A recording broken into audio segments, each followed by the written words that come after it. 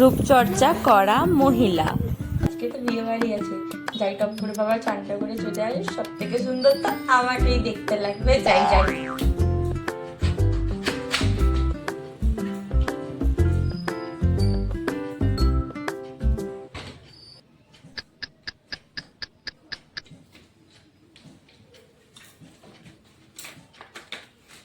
আমাকে কেমন দেখতে লাগছে? এই তো বাহ, কি সুন্দর লাগছে। ওয়াও! না বাবা, এরপর ভালো করে ফেসিয়াল করে নি, তাহলে আমাকে আরো সুন্দর লাগবে। এই তো এই ফেস প্যাকটা, এটা কোরিয়ানরা লাগা। এইটা লাগালে আমার স্কিনটা একদম কোরিয়ানদের মতো চকচক চকচক করবে। তারপরে লাগিয়ে নি বাবা।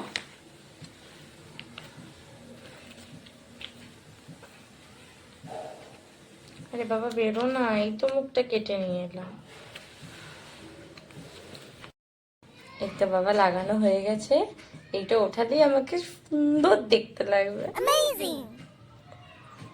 যাই, এখন এটাকে শোকাই বসে বসে। এই তো বাবা শুকিয়ে গেছে। এবার আস্তে আস্তে টেনে টেনে তুলবো। ওয়াও, কি সুন্দর। আও,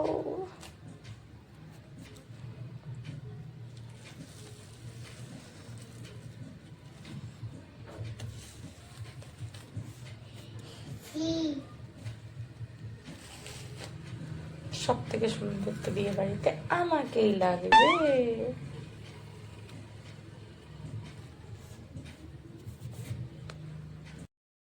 এই তো ভালোই গ্লো এসছে আমার মুখে। না বাবা, এরপরে চালের গুঁড়ো লাগিয়ে নেবো, তাহলে আরো গ্লো আসবে। ও, এই তো চালের গুঁড়ো মিশিয়ে নিয়ে চলে এসেছি। এবার এটা আমি আমার স্কিনে লাগাবো, আর সুন্দর গ্লো করবে আমার স্কিনে। ভালো করে লাগিয়ে নি বাবা। ওয়াও, আমি তো এখন থেকে ভাবছি রেজাল্ট কেমন হবে। ওয়াও, এই তো ভালো করে লাগানো হয়ে গেছে বাবা। এবার এটাকে শুকিয়ে নি, আর সুন্দর গ্লো করবে। বাবা ছোট, অত মুখে এটা ওটা লাগাস না, তখন মুখে গোটা বার হবে, তখন বুঝবি। আয় এসে একটু আমার সাথে রান্নায় হেল্প কর। বিকেল বেলা বিয়ে বাড়ি, দুপুর বেলা না। আয়। গিফট দেয়া নিয়ে মাথা ব্যথা। সবগুলো মিলছে না। কই গো, এক কাপ চা দিয়ে যাও। আর হ্যাঁ, এই বিয়ে বাড়ির জন্য একখানা চাদর নিয়েছি, দেখে যায় না কেমন হয়েছে।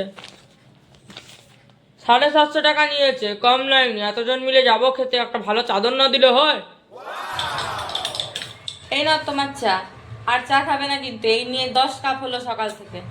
আর গিফটের না কি বলছিলে? কই দেখি চাদরটা। ও মা, এত সুন্দর চাদরখানা কিনে এনেছো 700 টাকা দিয়ে। আর তুমি ভাবছো এটা আমি তোমার পিসির মেয়ের বিয়েতে দেবো, তাই না? আমাদেরকে তো দিয়েছিল 4টে কাঁচের বাটি। আমি দিচ্ছি, দাঁড়াও। এই চাদরটা দিতে হবে না, এটা সামনের মাসে আমার বোনের মেয়ের বিয়ে, তখন দেবো। দাঁড়াও দেখাচ্ছি।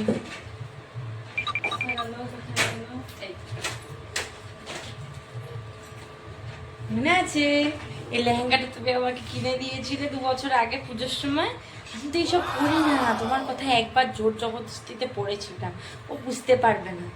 শোনা, শোন, ভালো করে এটাকে মুড়বি কাগজ দিয়ে, দিয়ে দিবি। ভালো মন্দ খাবারের চিন্তা। আজকে বিয়ে বাড়ি আছে না? হ্যাঁ, আজই তো আছে। মা বলছিল আজকে বিয়ে বাড়ি আছে। ভালো হবে, কত ভালো মন্দ খাবার খাবো। বিরিয়ানি, পিৎজা, পোলাও, ভেবেই তো আমার মুখে জল যাচ্ছে। আমি তো সব খেয়ে নেবো। ফুচকা স্টলে ফার্স্টে যাব। বাবা তো ঠিক তালা দিয়ে দিয়ে নিয়ে যাবে। আগে ফুচকাগুলো খেয়ে নেবো, তারপর বাকি খাবার খাবো। উফ বাবা, সব কাজ হলো, পাটা যা ব্যথা করছে। অত নিমকি খাস না তুই, বিয়ে বাড়ি গিয়ে আর কিছুই খেতে পারবি না। দে নিমকি কৌটোটা, সারাক্ষণ খালি খাই খাই খাই খাই। ভাবছিস যেগুলো খেতে পারবি, এত নিমকি যদি খেয়ে নিলি পুরো কৌটো খালি করে রেখে দিয়েছিস। কি পড়বে তাই নিয়ে মাথা ব্যথা। কই গো শর্মা, রেডি তো বিয়ে বাড়ি যাওয়ার জন্য? চলো চলো, দেরি হয়ে যাবে। তোমার আর খালি এত সাজাসাজি, কি যে এত সাজাও ভগবান জানে। দেখ তুমি তখন থেকে তাড়া দিয়ে যাচ্ছ, আর আমি এখনো বুঝতেই পারছি না কোন শাড়িটা পরবো। দেখ তো শোনাই কোন শাড়িটা পরবো। এইটা পরবো না এইটা পরবো? এইটা পরি বল, আমার বিয়ের বেনারসিটা দেখতেও ভালো লাগবে বল। হ্যাঁ গরমকাল, সেটাও তো ঠিক বলছিস। তাহলে এটাই পরি, এটা ভালো আছে বল। ঠিক আছে তাহলে এটাই পরছি। এখন তো চলো, এখন তো 6:30 বেজে পেরিয়ে গেল নাকি, আবার ঘুরেও তো আসতে হবে অত দূর থেকে। জামাটা পাল্টাও। জামা ঠিক আছে, আমি এরপরেই চালিয়ে দেবো। টুপিটা না টুপিটা থাক, টুপিটা থাক, টাকটা লোকে দেখে ফেলবে। বলতো হবে সাজার কি দরকার? হ্যাঁ, যে যেমন দেখতে তাকে তো তেমনই লাগবে যতই সাজ তোরা। ফালতু যত সময় নষ্ট। চ চ চ তাড়াতাড়ি চ, দেরি হয়ে গেল, 7টা বেজে গেল, সব লোক একেবারে এসে গেছে, এনারা লাস্টে গিয়ে পৌঁছাবে।